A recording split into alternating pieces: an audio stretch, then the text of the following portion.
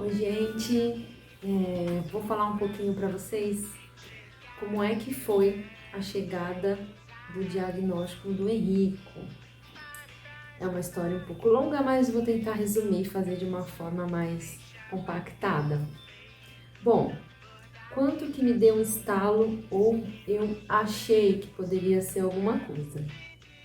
Quando o Henrico tinha mais ou menos 1 ano e 5 meses, não tinha nem 1 ano e meio ainda, eu viajei para o interior, para a casa da minha sogra, e lá ele tem dois primos com a idade não tão próxima, mas a dele, mais ou menos 2 anos de diferença, e o outro nem 1 ano. São irmãos os dois, sobrinhos. E quando a gente foi para lá, eu levei todos os brinquedos dele, como normalmente eu faço quando eu viajo, que era um tapete que ele gosta, uns brinquedos normais de criança. E aí lá o Henrico não brincava com os primos. Ele pegava, quando os primos chegavam até ele simplesmente pegava alguma coisinha, que é o caderno e o lápis, geralmente que gosta mais, e ia pro quarto.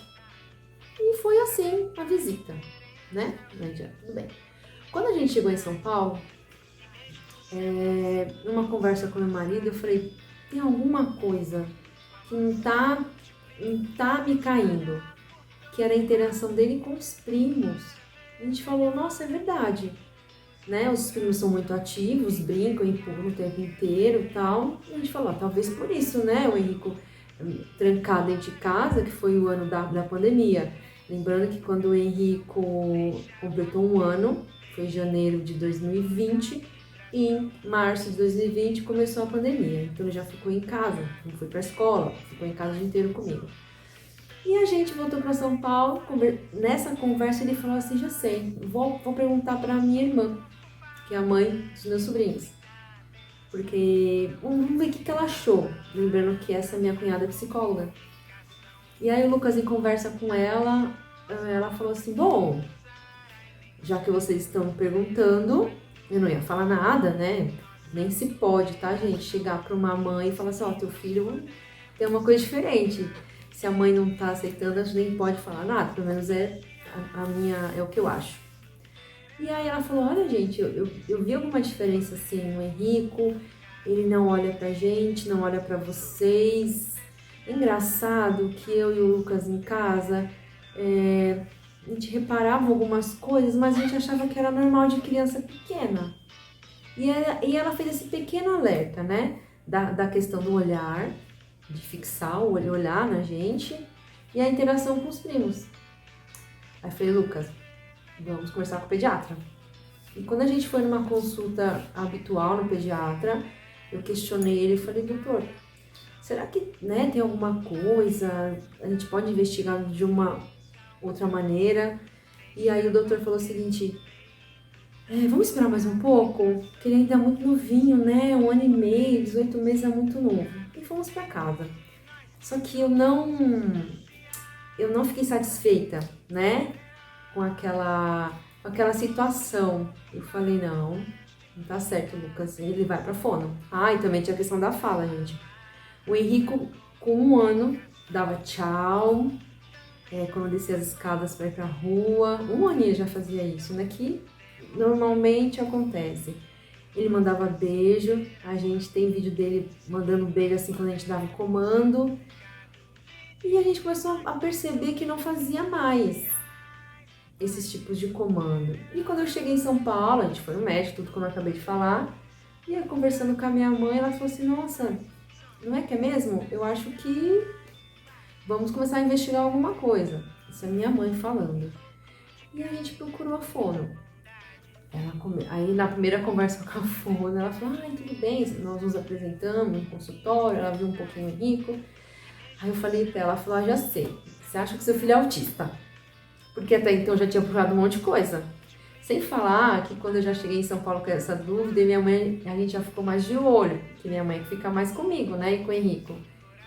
E a gente notou que o seguinte, a gente pedia as coisas pro Henrico e ele não atendia. Isso com 1 ano e meio. A gente falava, Henrico, ele não olhava. Aí chegou um dia que meu pai chegou em casa e minha mãe tava lá quase chorando, pensando que o Henrico era surdo. Porque ele ficava lá quietinho, brincando, aquele olhar perdido, a gente batia palma atrás dele, a gente salava os dedos e ele não fazia reação nenhuma. Aí meu pai, imagina, não é. Aí começamos a fazer uns testes. O Rico sempre gostou de música, toda criança gosta de música.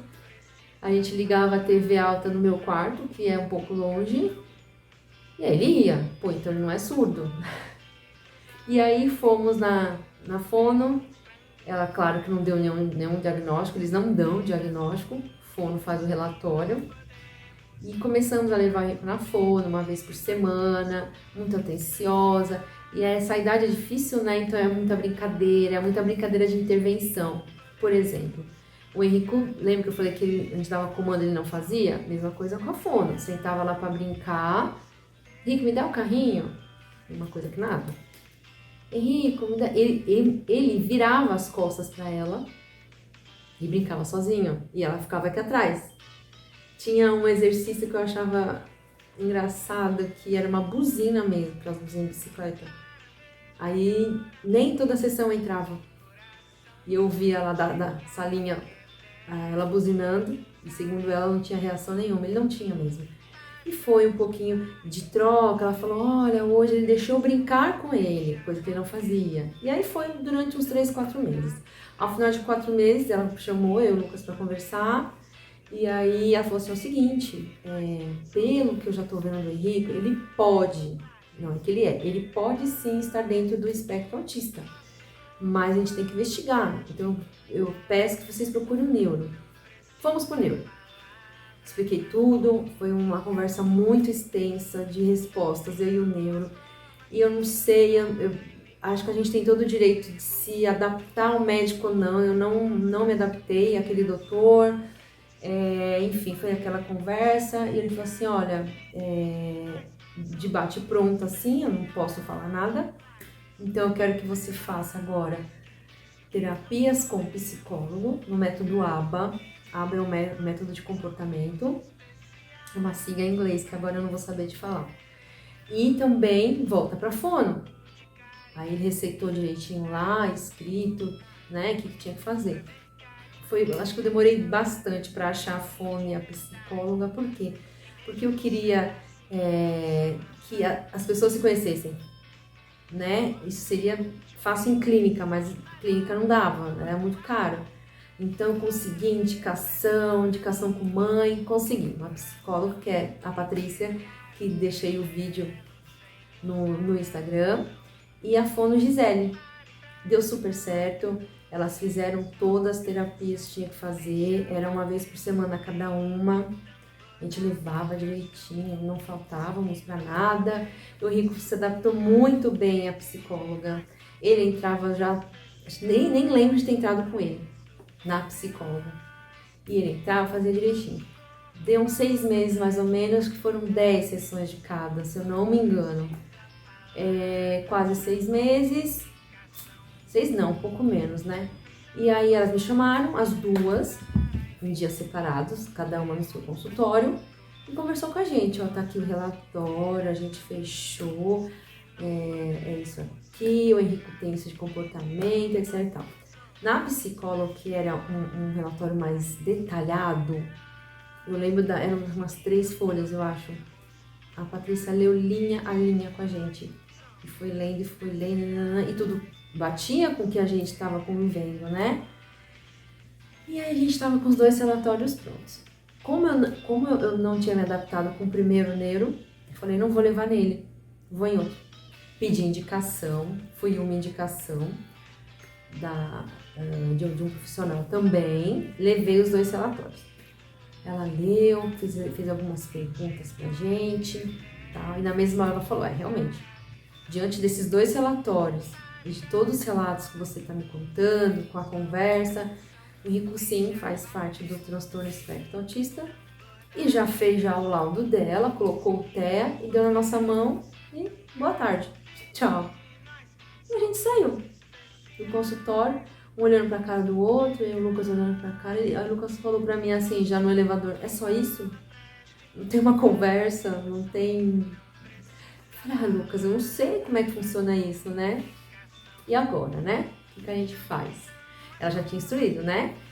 Várias terapias, que incluía terapia ocupacional, mais psicólogo e mais fono. Antes ele fazia uma vez de cada por semana, ela tinha aumentado um pouco. E aí no mesmo dia, como eu já estava em Guarulhos, nós fomos visitar uma clínica, conversamos direitinho com a atendente e tal, conversamos, ok. No outro dia nós fomos visitar outra clínica, aqui na Zona Norte também, que eu gostei muito. E quem deu esse primeiro espaço, essas primeiras informações pra gente, foi o atendente lá do Instituto, que ele é a pessoa que recepciona os pais, né, que fala com a gente. Ele foi muito maravilhoso também, porque fazia poucos dias que a gente estava com o laudo na mão, sem saber o que fazer direito. Ele conversou muito, olha, é assim, assada, fora as coisas funcionais da clínica que ele tinha mostrado. Mas ele sentou mesmo comigo, o Henrique mostrou como é que funciona, né, você tem que pedir plano de saúde, não sei o quê, porque, gente, a terapia é cara. Pensando que tinha aumentado, de uma terapia, de 2 terapias por semana, aumentado, sei lá, eu não lembro agora, para 4, tá. E nessa mesma conversa, nessa mesma entrevista com ele é assistente social, ele falou assim, olha, tô achando tão pouco essas terapias, a gente nunca viu tão pouco assim. Aí eu falei, não sei, acabei de pegar e saí de lá com um pensamento assim, Lucas, eu acho que essa clínica é muito comercial, eles estão querendo só vender, né? Dinheiro, alguma coisa do tipo assim, eu pensava. E aí o Lucas falou assim, não, vamos mais, né? Aí fui em uma outra indicação, em Santana, na Zona Norte, conheci a dona, que o filho dela também é autista e faz lá, muito legal. E aí ela falou a mesma coisa, mãe, tô achando pouco esse número de terapias. Nunca peguei ninguém aqui com esse tanto. Eu falei, mas é o que eu tenho. E ela foi, me indicou um outro neuro, vamos no outro neuro. Marcamos, demorou esse neuro. E aí fiz a mesma coisa, já estava com os 2 relatórios, levei pra ele, falei que eu tinha visitado as terapias e tal. E fomos. E nisso ainda a gente tava naquela questão de... Como é que vai ser? Não sabemos, apesar de ter o diagnóstico na mão, tinha dia que eu achava que não era, tinha dia que eu achava que era, mas sempre correndo atrás. E aí o médico, esse terceiro neuro que eu já tinha ido, hein? Ele realmente fez um laudo diferenciado, um laudo muito descritivo, né? E aumentou muito as terapias, aumentou bastante. E aí a gente falou, bom, agora já tá, né, completo, agora tal. Eu acho que eu não sei falar agora a quantidade de horas, mas se fosse dividir assim por dia, seria umas 3 horas por dia, de segunda a sexta, na clínica, ou seja, né, que eu ia pagar. Mandei pro convênio e hoje o Henrique só faz uma fono, que é a segunda fono que ele começou desde o ano passado, que é a Gisele. Teve progresso? Teve. Mas também teve progresso da idade dele, né? Que ele tá crescendo. É muito pouco. A própria fono falou, tem que ser no mínimo 2. É muito pouco. Mas ainda estou esperando a resposta do plano de saúde.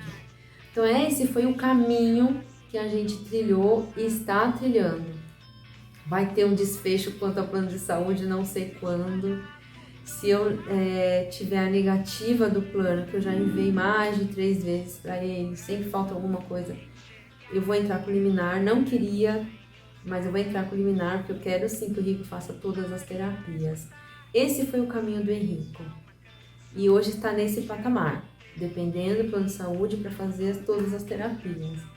Mas o que é importante falar é que cada criança é uma criança. O que fez a gente notar lá no começo? O Henrico, às vezes, andava na ponta do pé. Não era sempre, às vezes. O Henrico não olhava pra gente olho a olho. E quando eu falo a gente, é eu e o pai. Vô, vó, tia, jamais. Aí não é nem colo, nada. Não tinha interação nenhuma que não fosse eu e o pai. A fala, né, que chamou bastante atenção da gente, a gente ouvia muito falar assim, mas fulano, filha de fulano foi falar com tantos anos. Eu sei que a gente deve comparar. Mas eu acho impossível não comparar. Se você está vendo seu filho, escola, Henrique estuda na creche durante o dia, das 7h30 até as 4h30, e o ano passado foi muito bom para ele não parou, nunca deixei de levá-lo. Aí quando tinha, alguma apresentação lá na escola dele, não tem como não comparar as crianças da sala dele com ele. É como se o Henrique fosse um nenezão, um bebezão. Porque as crianças todas muito ativas, e falando papai, mamãe, e pegando as coisas e dando... O Henrique não, sempre muito quietinho na dele. E aí a escola teve essa função de me ajudar, O Henrique teve também seletividade alimentar. Hoje eu acho que tá bem melhor, mas hoje o Henrique não gosta de comida muito molhada. Sempre foi assim. Quando era bebê, conseguia dar papinha, dar sopas, fazer os sucos bem reforçados. Hoje não. Hoje ele não come nada molhado, então ele não come feijão, não come purê, não come sopa de jeito nenhum. E é importante falar porque a gente ouve bastante isso. Ah, mas não come porque não insiste, não come porque você não incentivou. Pode ser, mas ele não come em lugar nenhum e até hoje ele não come. Eu tenho até uma história engraçada que eu contando para um amigo meu, falando do Henrique, né, que já estava com diagnóstico, tudo. Mas eu falando, o Henrique só come coisa branca, né, que é arroz, batata frita ou assada, omelete, frango, aí são coisas brancas, né? Aí ele falou assim, ele come M&M's? Eu falei, come. Eu falei, então ele não come só coisa branca. Então a gente se prende muitas vezes umas regras que pode não ser regra. Ele come sim carne, mas do jeito dele, não pode ser ensopado, tem que ser tudo muito seco. Pão, ele ama pão duro, não é amanhecido não, é pão duro, de torrada. A gente eu já tive episódio de estar na casa de amigo e ele come uma torrada. Meu amigo falou, Érica, pelo amor de Deus, dá uma coisa mais gostosa. Eu falei, mas ele gosta, principalmente se for torrada integral que tem as sementinhas.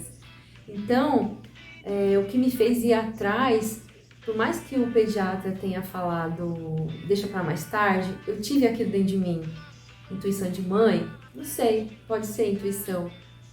Mas eu fui atrás, eu tive o apoio de toda a família e por mais que seja difícil, né, a aceitação, a gente correu atrás, a gente lê livros, faz curso na internet sobre autismo e a gente está nessa luta. E é importante falar, cada criança é de um jeito, não adianta falar que ele anda só na ponta dos pés, é autista.